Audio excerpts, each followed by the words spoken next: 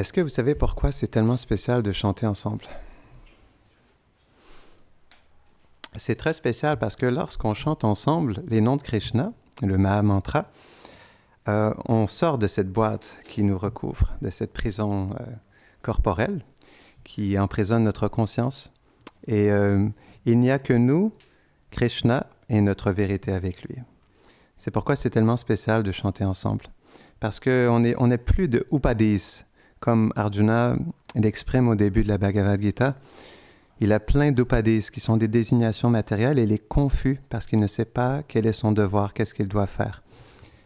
Quand on chante le Mahamantra, il n'y a plus de confusion parce que Krishna est pleinement présent en tant que son nom. Son monde est présent et notre vérité, elle est aussi présente avec lui. C'est pourquoi lorsqu'on chante, c'est quelque chose qui dépasse tout entendement et qui nous dépasse nous-mêmes aussi. On peut pleinement se retrouver dans le Saint-Nom. C'est pourquoi c'est tellement spécial et on devrait le chanter tellement plus souvent. C'est vrai. À l'époque, quand j'étais dans d'autres circonstances, on faisait ça 6 à 8 heures par jour. C'était vraiment spécial, je dois vous avouer. Je dois vous avouer, c'est un cadeau d'avoir le temps de pouvoir faire ça. Mais comme on a beaucoup de responsabilités, on a beaucoup de choses à faire. Mais c'est vrai que chanter ensemble, c'est quelque chose qui est très important. Et on devrait chanter tellement plus. Parce qu'on le voit, on fait 30 minutes, mais si on peut faire ça pendant 6 heures, si on pourrait continuer pour les 6 prochaines heures, ne serait-ce pas merveilleux? Parce que lorsqu'on chante les saints noms, on est avec Krishna. Le saint nom, c'est directement Krishna. C'est quelque chose qui est complètement inconcevable.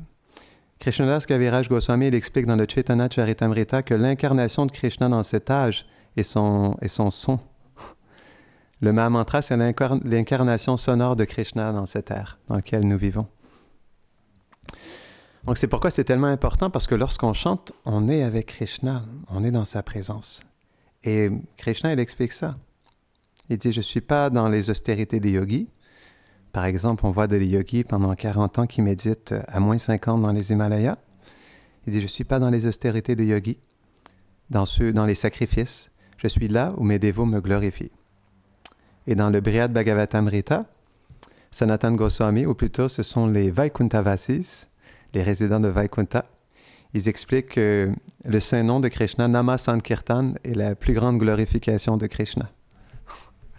Donc c'est pourquoi lorsqu'on chante le saint nom ensemble, Nama Sankirtan, c'est la plus grande glorification de Krishna. Et c'est pas seulement Nama Sankirtan, mais c'est Prema Nama Sankirtan.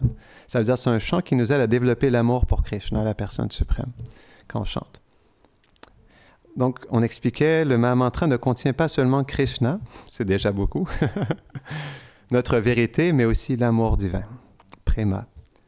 Donc, Krishna est indissociable de l'amour, parce qu'il est l'origine de l'amour. Et comme cette origine de l'amour est Radharani, Radharani est indissociable de Krishna et de cet amour. Donc, lorsqu'on chante le Mahamantra, on est dans la présence de Radha, Krishna et Prema, l'amour de Dieu. Donc, c'est pourquoi il y a quelque chose de tellement spécial dans ça. Et Vishwanath Chakravarti Thakur, il explique que l'amour de Dieu commence à Shraddha, au premier niveau du chemin de la dévotion. Ça veut dire, Shraddha veut dire la foi. On développe la foi en Krishna, la foi en son processus de dévotion, sur le chemin qu'il nous a donné dans la Bhagavad Gita. Et à travers ça, on commence à expérimenter l'amour de Dieu. C'est ce que Vishwanath Chakravarti Thakur il explique. L'amour de Dieu commence à Shraddha, selon Vishwanath. Et c'est une autorité spirituelle pour nous. Elle est nul autre que le Rajacharya, qui veut dire le roi de tous les acharyas. Donc, prenons refuge des paroles de Vishwanath Chakravarti Thakur et ayons espoir et confiance dans la puissance du Saint-Nom de Krishna. Parce que Krishna, il a investi toutes ses puissances dans son Saint-Nom. C'est ce qu'il explique lui-même. Lorsque Chaitanya Mahaprabhu a laissé ses enseignements, on sait qu'il n'a rien écrit, Chaitanya Mahaprabhu. Pourtant, c'est Krishna lui-même qui nous a montré comment l'aimer, qui vient dans l'humeur d'un dévot pour s'aimer lui-même. On avait parlé de ça au Gora Purnima. C'est quelque chose qui est vraiment mystique. Mais Krishna lui-même nous a enseigné, mais quand il est venu en tant que Chaitanya Mahaprabhu, il n'a laissé que 8 versets. Pourtant, ses associés qui étaient présents ont laissé des milliers de versets. Jiva Goswami a écrit à lui tout seul 400 000 versets. C'est plus que tous les Goswamis réunis. 400 000 versets. Ça en fait là des versets. Mais Chaitanya Mahaprabhu n'a laissé que 8 versets. C'est le Shikshastakam. Si vous ne connaissez pas le Shikshastakam, je vous invite à le taper sur Google maintenant aujourd'hui. Google, Bhakta Google, vous tapez ce que vous voulez, il y a quelque chose qui se manifeste. C'est quand même mystique. C'est vrai que Google, c'est comme un arbre à soie dans ce monde. Quand on demande quelque chose à Google, ça se manifeste. Alors, utilisons Google dans le service de Krishna et tapons Shikshastakam. Vous allez voir. Shikshastakam, c'est tout ce que vous avez besoin d'apprendre dans votre vie. Il y a 8 versets. Si vous appliquez ça dans votre vie, vous allez développer l'amour de Dieu dans cette vie même. 8 versets qui sont la conclusion de toutes les écritures spirituelles de l'Inde, de tous les Védas, le Shikshastakam, qui est le nectar brassé du cœur de Chaitanya Mahaprabhu, qui, à travers un intense, ce qu'on appelle bhajan, méditation sur Krishna, a dévoilé de son cœur ses enseignements. Et il explique dans ces 8 enseignements que, dans le 2e verset, que Krishna, il investit toutes ses puissances dans son propre nom. Donc, quand on chante le nom de Krishna, ce n'est pas quelque chose d'ordinaire. C'est quelque chose qui est complètement transcendantal. Et on peut le sentir. Vous avez senti quelque chose, non? On a senti quelque chose ensemble. Donc, on devrait avoir espoir au Saint-Nom. Ça doit être notre refuge. Le Saint-Nom, comme l'explique Bhaktivedanta Thakur, il est notre mère, notre père, notre enseignant, il est notre meilleur ami. Le Saint-Nom, c'est notre vie. Parce qu'à travers le Saint-Nom, on peut se réaliser pleinement spirituellement. On peut découvrir qui nous sommes réellement pour l'éternité. Donc, je me suis emporté un peu. Mais aujourd'hui, je voulais vous parler de quelque chose qui me trotte dans la tête depuis les 3 dernières semaines. Mais comme je n'ai pas eu l'opportunité d'avoir votre association dans le fait de partager un verset de la Bhagavad Gita, ça fait 3 semaines que je désire vous partager ce qui me trotte dans la tête. Mais je n'ai pas trouvé de verset pour définir ce qui me trotte dans la tête depuis ces 3 dernières semaines.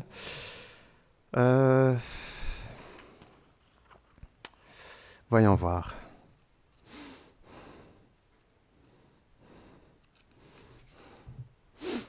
OK. Ouais. C'est tout de même un merveilleux verset. Donc, vous pouvez répéter après moi. Om Namo Bhagavate Vasudevaya. Om Namo Bhagavate Vasudevaya. Om Namo Bhagavate Vasudevaya.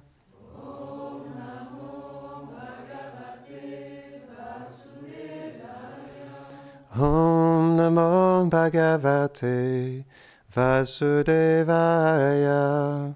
Om Namo Bhagavate Vasudevaya. OK. C'est le verset 8 et 9.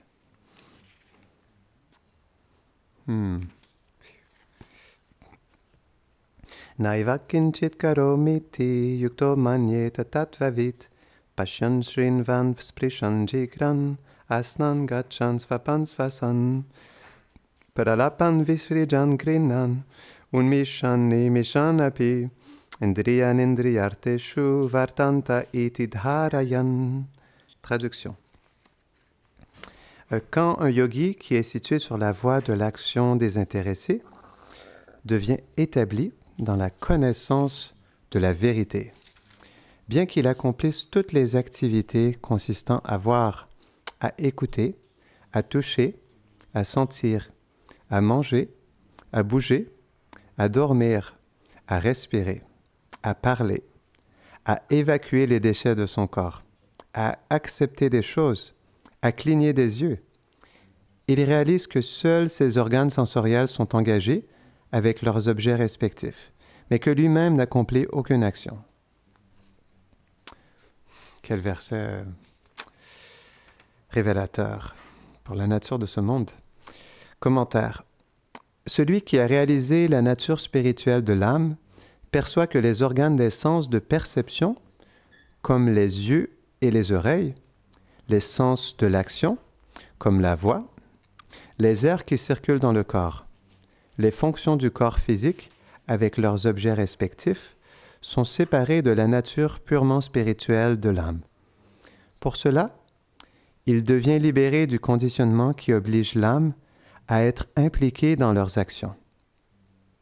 Il perçoit qu'ils ne sont pas des attributs de l'âme. En tant que l'âme, il s'engage alors fermement dans le service d'amour du Seigneur et peut, par sa miséricorde, réaliser le lien qui l'unit éternellement à Krishna. Le dévot peut alors réaliser sa propre forme éternelle, son nom, ses attributs et sa place dans les divertissements éternels du Seigneur. Il devient son associé et atteint sa demeure transcendantale au-delà des univers matériels. Jai. Om Agyanati Mirandasya Gyanam Jadasharakaya Chakshurun Militam Jena Tasmai Shri Gurave Namaha Shri Chaitanya Manobhishtam Stapitam Jena Bhutale Swayam Rupa Kadamayam Dadati Svapadantikam He Krishna Karuna Sindho Dina Bandho Jagatpate Gopesha Gopika Kantha Radha Kanta Namostute Tapta Kanchana Gaurangi Radhe Brindavaneshvadi Brishabhanu Sute Devi Pranamami Hare Priye Vanchakalpatarubhyashta Kripa Sindhubhya Eva Cha Patitanam Pavanebhyo Vaishnavebhyo Namo Namaha Jaya Shri Krishna Chaitanya Prabhu Nityananda Shri Advaita Gadadhara Shivasadi Gaura Bhakta Vrinda Hare Krishna, Krishna Krishna, Hare Hare, Hare Rama, Rama Rama, Hare Hare. Namaham Vishnu Padaya, Krishna Prishtaya Bhutare, Shrimate Bhaktivedanta, Swaminiti Namine. Namaste Sarasvati Deve, Gauravani Prachadine, Nirvishesha Shunnavari, Pashtatade Shatadine.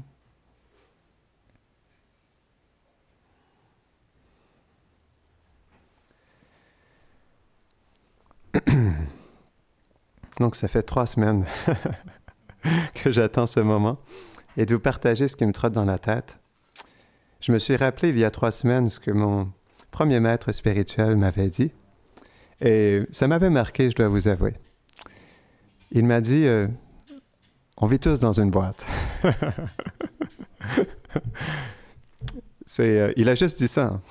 Mais wow, ce que ça m'a marqué. On vit juste dans une boîte. J'ai réfléchi et depuis toutes ces années, j'ai réfléchi à ça. C'est vrai qu'on vit vraiment dans une boîte. Premièrement, notre conscience, elle est enfermée dans cette boîte qui est le corps subtil, qui contient l'intelligence, le faux ego et le mental. Ça, c'est notre première boîte. C'est une boîte subtile qu'on n'arrive pas à voir, mais qui est bien présente et qui est manifeste. Donc ensuite, il y a la deuxième boîte, c'est ce corps grossier, cette enveloppe corporelle qui nous recouvre. Donc là, il y a déjà une deuxième boîte. En plus, il y a toutes ces identifications, ces chapeaux que l'on porte, on rajoute une couche sur la boîte.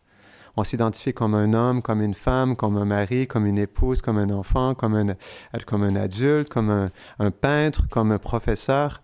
On rajoute encore des couches sur la boîte. C'est comme une peinture qu'on met. Si ce ne serait que ça, mais en plus, on est dans la boîte de ce monde. Donc, on est confiné dans une maison, parfois on est confiné dans une voiture, on est confiné dans un village ou un pays avec des frontières. Donc, on voit qu'on vit dans une boîte, dans une boîte, dans une boîte, dans une boîte, dans une boîte. C'est ce qui se passe en réalité. On vit juste dans une boîte. Notre conscience, elle est contenue dans cette boîte parce qu'on n'a rien à faire avec cette boîte. Mais comme on est enfermé dans notre conscience, elle est enfermée dans cette boîte avec des petites fenêtres tellement étroites qu'on a, avec en plus de ça colorées, qu'on n'arrive pas à voir exactement les choses telles qu'elles sont. C'est vrai qu'on est bien prisonnier de cette boîte matérielle. C'est pourquoi on doit méditer là-dessus profondément. Il y a quelque chose qui nous recouvre et qui nous pousse à voir les choses d'une certaine manière, à avoir une certaine nature dans ce monde. Et ça c'est quelque chose qui nous handicape en réalité. On est handicapé par ça, parce qu'on se limite tellement par ça, puis on limite tellement les autres par ça aussi. en réalité. C'est pourquoi quand on chante le mantra, c'est quelque chose qui est tellement précieux et sacré, parce qu'il n'y a plus de ces boîtes. Il y a juste nous avec Krishna. Et ça, c'est tellement merveilleux. C'est pourquoi on doit justement, on doit trouver comment avoir cette connexion qu'on a dans le mantra à chaque instant de notre journée, pour qu'on ne soit pas confiné à notre boîte qui nous recouvre. Parce qu'il y a un problème dans ça, c'est que, premièrement, on vit tous dans une boîte. Est-ce que vous êtes d'accord avec moi qu'on vit tous dans une boîte? Est-ce qu'il y a quelqu'un ici qui vit en dehors d'une boîte? On est tous confinés dans une boîte ici, non? C'est vrai? Donc, tout le monde dans ce monde est confiné dans sa propre boîte. Et ce qu'on voit dans ça, c'est que chacun a sa propre boîte. C'est vrai, c'est quand même particulier. Il y en a un qui va décider de peindre sa boîte en rouge, un autre en bleu. Quelqu'un va décider de mettre des lumières roses, des lumières beiges, mettre des tableaux. Quelqu'un va décider pour sa boîte de collecter de l'argent pour que sa boîte puisse contenir le plus d'argent possible. Quelqu'un va dessiner sa boîte comme un art pour manifester son art. Quelqu'un va cuisiner dans sa boîte. On voit que chacun a sa propre boîte. Et ça, c'est quand même particulier. Même si on n'a rien à voir avec tout ça, on se définit tellement par cette boîte. Et à travers la boîte dans laquelle on vit, on perçoit le monde et les autres d'une certaine manière. Et on impose ce que notre boîte nous fait percevoir. Et ça, c'est quand même particulier. Tandis qu'on était complètement différents dans une vie passée. Peut-être qu'on est dans cette vie une mère avec des enfants et qu'on devient une artiste ou qu'on devient une ballerine et que dans notre vie passée, on était un professeur ou un cuisinier.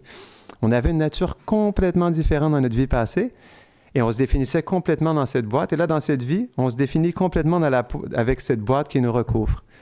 Et en réalité, c'est vrai, c'est tellement limitant. Et quand on y pense un instant, même lorsqu'on est sur le chemin de la dévotion, on vit à travers cette boîte aussi. Et ça, c'est pourquoi on doit chanter sincèrement le nom de Krishna, parce qu'on doit prier Krishna dans notre cœur qui nous aide à vivre au-delà de cette boîte. En anglais, on dit « think out of the box ». Est-ce qu'il y a une expression en français pour ça? « To think out of the box ». Sortir des sentiers battus, peut-être? C'est l'expression la plus proche qui me vient à l'esprit. Donc, en anglais, on dit « think out of the box », penser en dehors de la boîte. Donc, ça, c'est une expression intéressante. On doit prier Krishna qui nous aide à penser en dehors de cette boîte, à vivre en dehors de cette boîte, à être conscient en dehors de ce que cette boîte nous définit dans cette vie même. Parce que c'est vrai, sans ça, on est tellement arrêté par la limitation de cette boîte. On expliquait qu'il y a des fenêtres à l'intérieur, c'est comme une petite maison qu'on se crée. Et pour certaines personnes, les fenêtres sont très grandes, pour certaines, les fenêtres sont très petites. Et en plus de ça, pour certaines personnes, les fenêtres sont teintées d'une certaine couleur. Donc lorsqu'on regarde, notre regard sur le monde, il est teinté par cette boîte qui nous recouvre et qui nous pousse à vivre, à désirer, à penser, à sentir et à voir d'une certaine manière. Et basé là-dessus, à faire notre opinion sur le monde. Parce que cette boîte, elle est importante pour nous. Et elle a une valeur pour nous. Pour une personne, cette valeur sera l'argent. Pour une autre, cette valeur sera l'art, d'être un artiste dans la vie. Pour une autre personne, cette valeur sera l'éducation. Pour une autre personne, la valeur sera le leadership. Donc, chaque personne a sa propre boîte. Et ce qui est intéressant, c'est qu'on pense, parce qu'on est tellement confiné à cette boîte, qu'on pense que tout le monde devrait penser comme nous. C'est quand même particulier. Tout le monde devrait avoir les mêmes priorités que moi. Parce que j'ai cette boîte et c'est la meilleure des boîtes. C'est quand même drôle quand on y pense. Pourtant, la personne à côté de moi, elle a une boîte complètement différente de moi, mais elle devrait avoir une boîte pareille comme moi, avec les mêmes peintures, les mêmes couleurs, les mêmes décorations. Il faut que ça soit tout pareil. Mais en réalité, c'est pas possible, parce que si on y pense un instant, même dans notre vie passée, notre boîte, elle était complètement différente de ce que nous avons dans cette vie. Donc, c'est la même chose pour les autres qui nous entourent. Donc, c'est pourquoi, dans notre appréciation des autres et dans le respect des autres, on doit percevoir les gens en dehors de la boîte. Parce que sans ça, on percevra quelque chose qui est limité et qui n'est pas notre vérité, qui n'est pas notre réelle définition. Donc, on ne peut pas s'arrêter à la boîte qui recouvre l'être. Sans ça, on ne peut que se tricher soi-même et tricher les autres en percevant quelque chose de faux. Donc, on doit voir au-delà de cette boîte. Sans ça, qu'est-ce qu'on perçoit réellement? Et le problème, c'est que quand on perçoit que cette boîte, on perçoit cette boîte à l'intérieur de nous. Et on renforce cette perception de cette propre boîte qui nous recouvre. Et à travers ça, on renforce on pourrait dire cet emprisonnement de notre conscience. Donc, plus on sort de cette boîte et plus on sera en mesure de percevoir la vérité en nous-mêmes et chez les autres aussi. Et c'est comme ça qu'on peut réellement percevoir la beauté de l'être. Parce que Krishna, il dit dans la Bhagavad Gita que l'âme, elle est merveilleuse, que la connaissance de l'âme, elle est merveilleuse, que la réalisation de l'âme, elle est merveilleuse. Parce que l'âme est une parcelle du divin. Et elle est belle parce qu'elle est une parcelle de Krishna. Parce qu'elle a la même qualité de Krishna, mais en petite quantité. Donc, elle est un reflet des qualités de Krishna. Elle reflète dans une quantité infinitésimale certaines qualités de Krishna. Donc, si on veut percevoir premièrement en nous-mêmes, parce que ça commence en soi-même. Si on n'arrive pas à percevoir la vérité chez les autres, si on ne perçoit que la boîte, c'est parce qu'on ne perçoit pas cette vérité en nous. Parce que si nous percevions cette vérité en nous, nous pourrions percevoir la vérité chez les êtres. Parce que la charité commence à la maison. On doit commencer par soi-même. On doit premièrement se dire, OK, un instant, c'est vrai que je suis recouvert par cette boîte qui est tellement limitante dans ma vie, mais moi, je suis où dans ça? Parce que ce qui est intéressant, c'est qu'on perçoit nous-mêmes cette boîte qui nous recouvre, on l'aperçoit chez les autres, mais est-ce qu'on perçoit l'individu qui est dans la boîte? Pourtant, ça, c'est la réelle identité, c'est la vraie personne.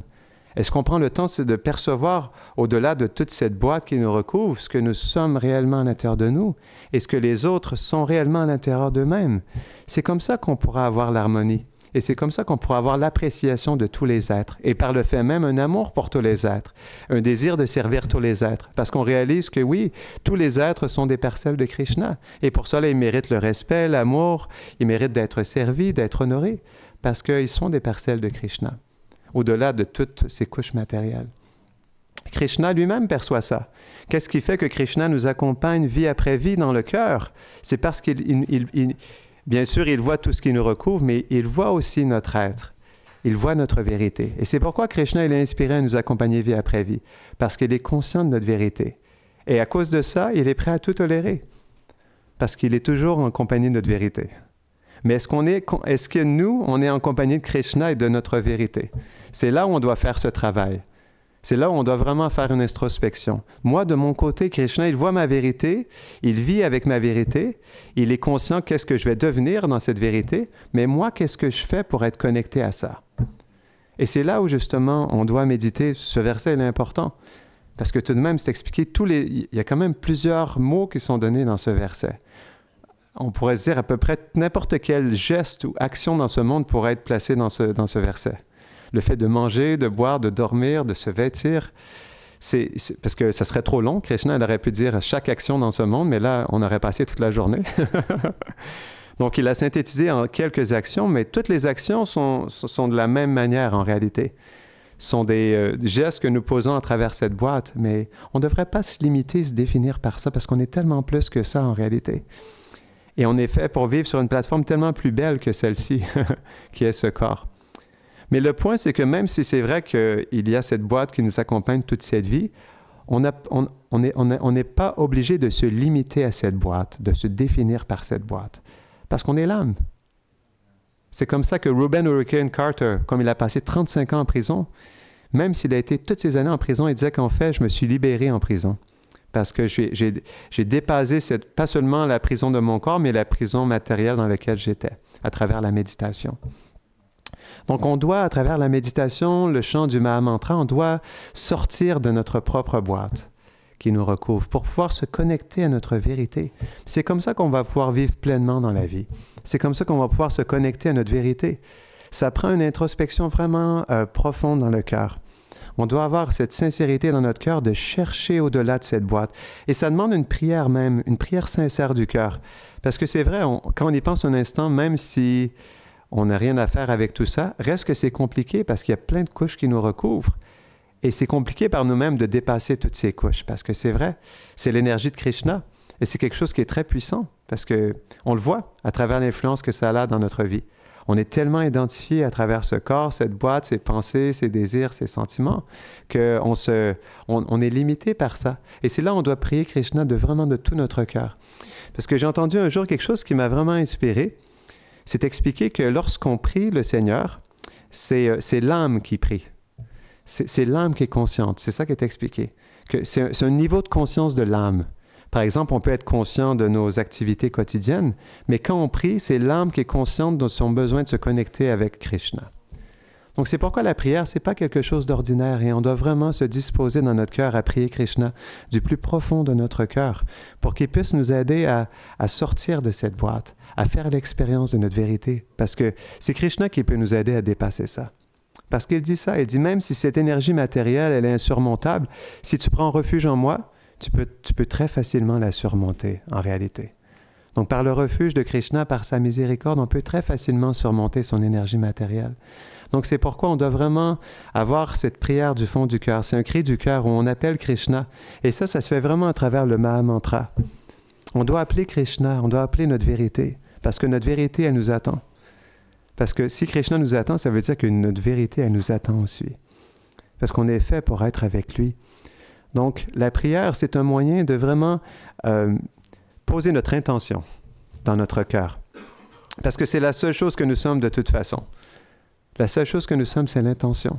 Et nous pouvons, à travers cette intention, montrer à Krishna que nous voulons sincèrement être avec lui, puis aussi connaître notre vérité, vivre dans notre vérité. Et ça demande une profonde tolérance en réalité. C'est pourquoi Krishna, il met tellement d'emphase sur la tolérance et l'humilité. Parce qu'on doit tolérer cette boîte qui nous recouvre. On doit tolérer les boîtes des autres, parce qu'on vit tous dans une boîte. Et donc, il y a une tolérance qui est nécessaire parce que, en fait, la tolérance, elle nous aide à accepter toutes ces couches, mais en même temps aussi, ça laisse l'espace dans le cœur pour penser à Krishna et prier du fond du cœur. Parce que sans ça, c'est vrai que cette boîte, elle est tellement petite et étroite qu'elle nous pousse, avec notre conscience, à se disposer d'une certaine manière. Le mental est toujours là, avec ses pensées, avec ses sentiments, à nous distraire, à nous amener dans une certaine direction. Le faux ego nous pousse à nous identifier avec tout ça. Et c'est vrai que dans ça, on est comme perdu. Donc, en réalité, c'est là où justement on a le besoin de se connecter à Krishna. Et c'est pourquoi la pratique spirituelle, elle est tellement importante au quotidien.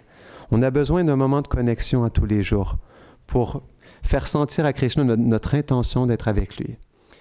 Parce que, comme l'âme, elle est différente du corps, la seule chose que nous avons réellement au-delà de ce corps et de cette boîte, c'est notre intention. Donc, on doit poser une intention spirituelle au quotidien.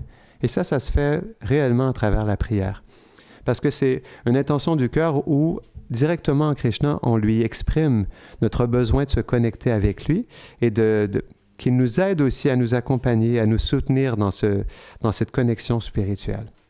Parce que par nous-mêmes, c'est impossible de se connecter à cette vérité qui est nôtre. C'est ça qui est intéressant. On est dépendant de Krishna, parce que comme c'est lui qui est le maître de cette énergie matérielle, c'est lui qui peut aussi enlever l'influence de cette énergie dans notre vie. Donc c'est par le refuge en Krishna qu'on peut sortir de cette influence matérielle, qui peut nous faire sentir notre vérité au-delà de cette boîte qui nous recouvre. Et c'est dans ça justement qu'il y a un espoir. À tous les jours, il y a une opportunité de connexion avec Krishna, à travers la prière, la méditation, à travers le fait de lire les enseignements de Krishna, de chanter ses noms, de s'associer avec ses dévots. Et c'est comme ça qu'on pourra graduellement sortir de cette boîte et faire l'expérience de notre vérité avec Krishna. Donc on va terminer ici. Grantara Srimad Bhagavad Gita ki Jai Nitai Gaura Premanande Haripal.